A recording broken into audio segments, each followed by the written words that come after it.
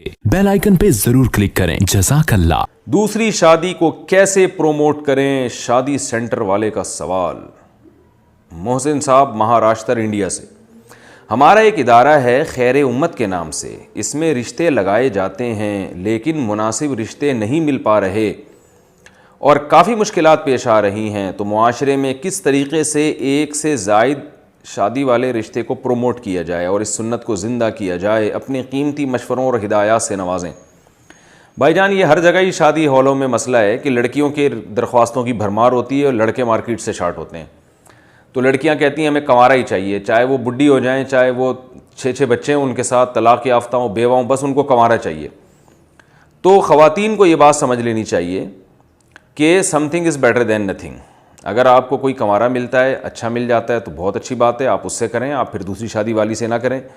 लेकिन अगर आपको कोई दूसरी शादी वाला मिल रहा है और आपका ये ख्याल है कि ये माशाल्लाह मुनासिब इसकी आमदन है, आपको अलग घर लेके दे सकता है ये, और आपके साथ बराबरी का मामला करेगा, तो शादी ना करने से बेहतर है कि आप किसी मर्द की दूसरी बीवी बन जाएं, तीसरी बन जाएं, चौथी बन जाएं। आजकल लड़कियों के साथ एक बहुत बड़ा मसला ये है, देखें हमारी भी एक ज़िंदगी गुजरी है, हमने भी लोगों के मुशाहिदात किए हैं। वालदैन जब बेटियों की उम्र होती है, शादी की उम्र कम होती है, रिश्ते आते हैं, वालदैन उस वक्त रिश्ते ठुकरा देते हैं। वो इस खुशफहमी में होते हैं कि चूँकि हमारी बच्ची के इसलिए इतने रिश्ते आ रहे हैं, लिहाजा इसका मतलब है हमारी बच्ची की मुआशरे में बड़ी वैल्यू है, अब ये रिश्ते आते रहेंगे तो हम कर देंगे, फिर कोई अच्छे से अच्छा तलाश करेंगे। उनको ये नहीं पता होता कि ये जो रिश्ते आ रहे हैं ना, अचानक गायब भी हो सकते हैं ये। और बहुत लोगों के साथ ऐसा हुआ है कि उनकी बेटियों के धड़ाधड़ रिश्ते आते थे, उन्होंने नखरे किए, फिर ये हालत हो गई कि वो तलाश कर कर के थक गए, लेकिन कोई रिश्ता भेजने के लिए तैयार नहीं है। बहुत सारी वजूहात होती हैं इसकी। कुदरत की तरफ से भी एक इंतकाम होता है कि आपने इतने नखरे क्यों किए, और एक ज़मीनी हकीकत है कि बच्चियों पे बुढ़ापा बहुत जल्दी आता है। उनकी अगर शादी हो जाए तो वो देर तक जवान रहती हैं, लेकिन अगर शादी नहीं होती तो वो कंवारी लड़की पे जो है ना, बुढ़ापे के आसार जल्दी आना शुरू हो जाते हैं, वो मेंटली डिस्टर्ब हो जाती है। तो ये तो औरत की नेचुरल लाइफ है ना कि उसको का शौहर होना चाहिए जहाँ वो हंसी खुशी ज़िंदगी गुजारे और उसकी औलाद हो।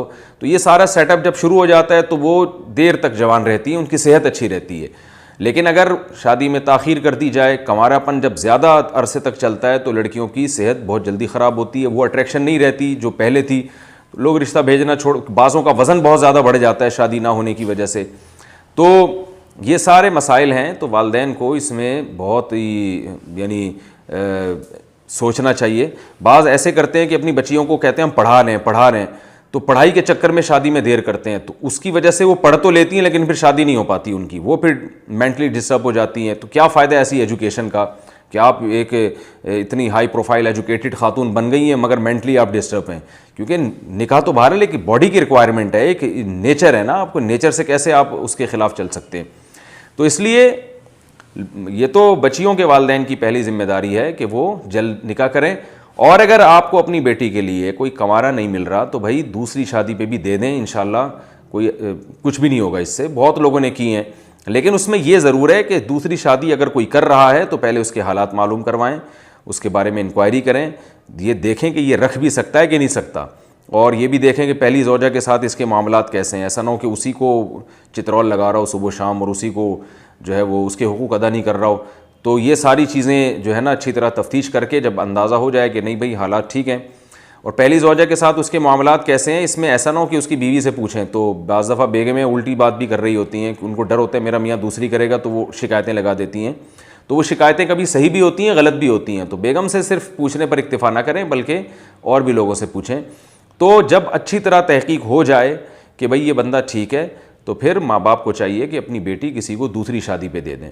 मैं ऐसे बहुत से घरों को जानता हूँ कि यानी कोई खातून किसी मर्द की पहली बीवी बनी है, वो इतना खुश नहीं है, लेकिन कोई खातून किसी मर्द की दूसरी या तीसरी बीवी बनी है, वो ज़्यादा खुश हैं। इसकी बहुत सारी मिसालें मुआशरे में मिलती हैं कि उनको दूसरी या तीसरी शादी पे या चौथी शादी पे इतना अच्छा शौहर मिल गया कि वो उस पर ज़्यादा हंसी खुशी ज़िंदगी गुजार रही हैं और अपने ख़ानदान की उन लड़कियों से ज़्यादा अच्छी लाइफ गुजार रही हैं जो लड़कियां किसी कंवारे को मिली हैं।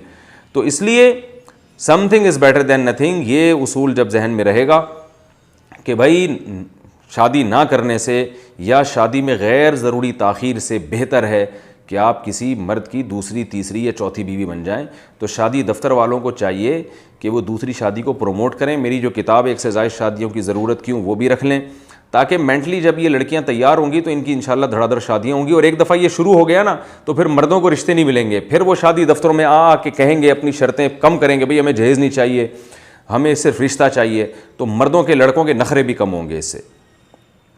और लड़कों को भी आमादा होना चाहिए कि वो दूसरी शादी पे एग्री हो जाएं। अल्लाह ने इतना पैसा लोगों को दिया है, वो पता नहीं कहाँ अय्याशियों में उड़ा रहे होते हैं। वो भाई किसी बेवा से, किसी तलाक़ याफ्ता से, किसी गरीब बच्ची से आप निकाह करके उसको एक अलग घर दे दें, उसको हुकूक दे दें, तो ये आपके लिए आम सदक़ात व खैरात से करोड़ा गुना बेहतर है। क्योंकि रसूलुल्लाह सल्लल्लाहु अलैहि वसल्लम ने फरमाया, सबसे बेहतरीन सदक़ा वो है जो तुम अपनी ज़ौजा को खिलाते हो।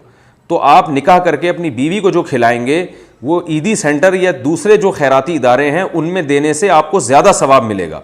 तो पहले निकाह को करके किसी अपनी, यानी किसी की बेटी की कफ़ालत करें, फिर अगर पैसे बचते हैं तो फिर बाकी गरीबों और मिस्कीनों पे खर्च करें। तो आज उल्टा मामला हो रहा है, ज़ौजा पे खर्च करने के लिए तैयार नहीं है, इधर उधर बहुत उड़ा रहे हैं पैसा।